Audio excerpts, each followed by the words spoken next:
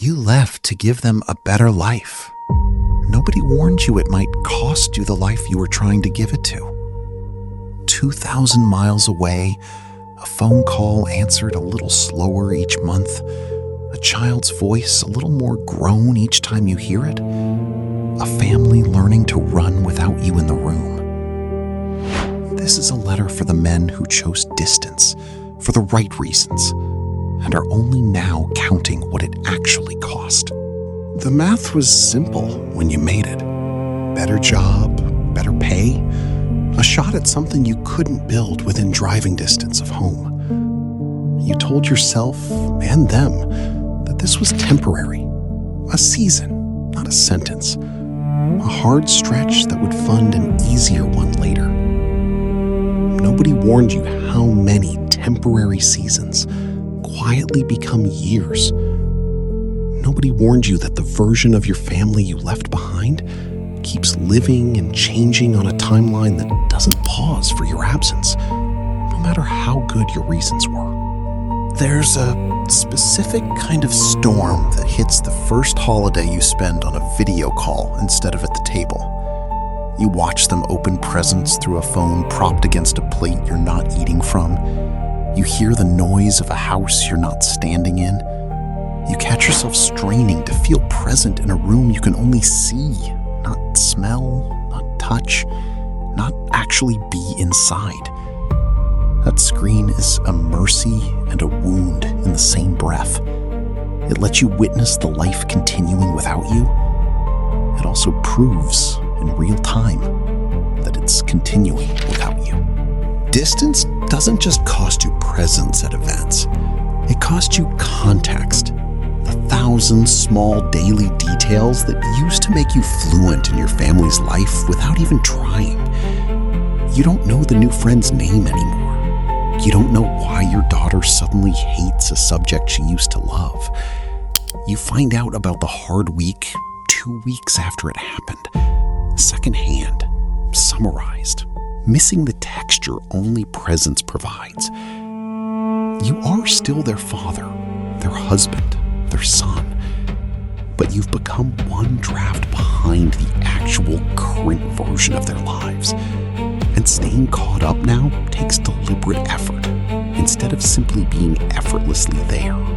There's a guilt specific to this kind of distance. Not guilt over doing something wrong, but guilt over a right decision that still hurts the people you made it for. You question it at 2 a.m. in an apartment that was never supposed to feel permanent. You wonder if the money you're sending actually outweighs the version of you that isn't there for the ordinary Tuesday.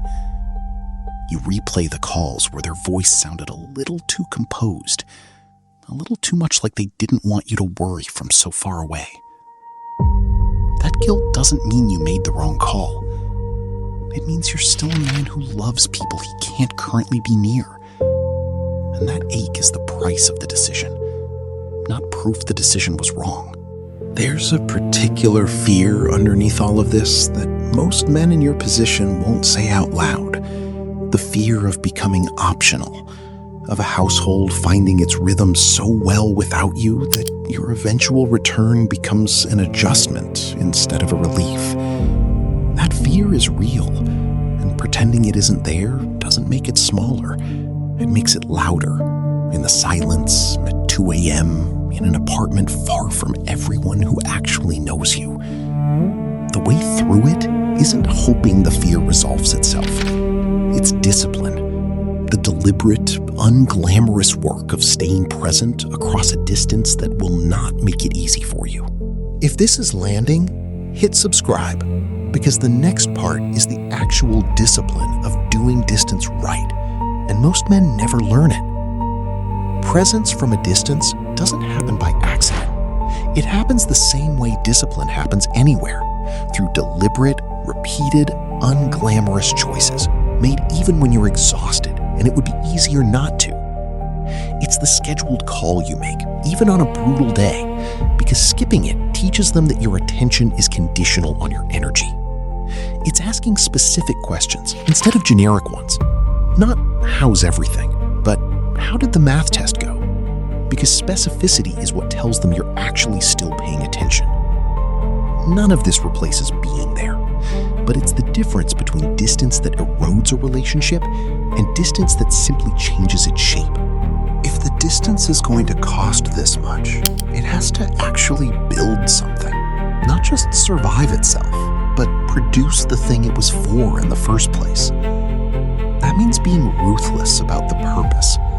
Every dollar earned out here needs to be moving toward the actual reunion, the actual better life, not just accumulating into a permanent arrangement that quietly justifies itself past its original deadline. Distance without a disciplined endpoint stops being a sacrifice and starts being a slow, comfortable way to avoid the harder work of going home and rebuilding what's waiting for you there. Somewhere in the middle of all this, you're gonna have one call that matters more than the rest. The one where you stop performing "everything's fine out here" and actually tell them the truth about how hard this is. That call is uncomfortable. It breaks the unspoken agreement that you're the strong one holding the plan together while they wait.